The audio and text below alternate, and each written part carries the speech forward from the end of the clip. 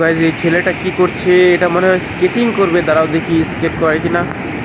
আরে আরে আরে আরে আরে আরে আরে আরে আরে আরে আরে অস্থির একটা ভিডিও কি বলে কি বলে আরে অস্থির একটা ভিডিও করে ফেলছি ভাই।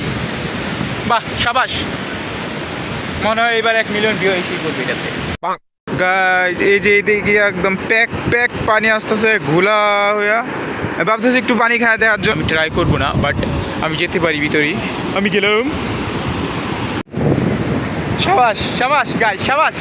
ভাবছিলাম জুতাটাও ভিজাবো না, ফাঁস করে আইসা আমার প্যান্ট সহ ভিজায় দিয়ে গেছে। আমার পায়ের অবস্থা, পানি এসে আমার পা ভিজায় দিয়ে গেছিলো এবং এখন আমি বালু দিয়ে হাঁটছি। আমার মতো একটা সেলিব্রিটি এখানে থাকতে এই ভিড় কিসের ভিড়? আমার সাবস্ক্রাইবারের থেকে কম আছে নাকি? কেউ কি আমাকে ভিডিও করছে? পরে গেছিল, আমি হাত বাড়াইছিলাম।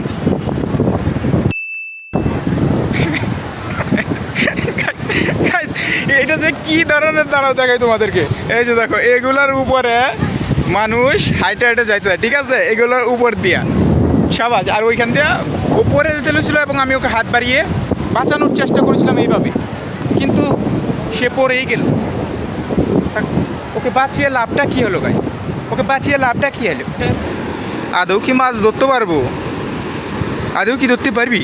এদিকে তুই ফুটবল খেলে চলছি, আদৌ কি তুমি ধরতে পারবি একটা মাছ?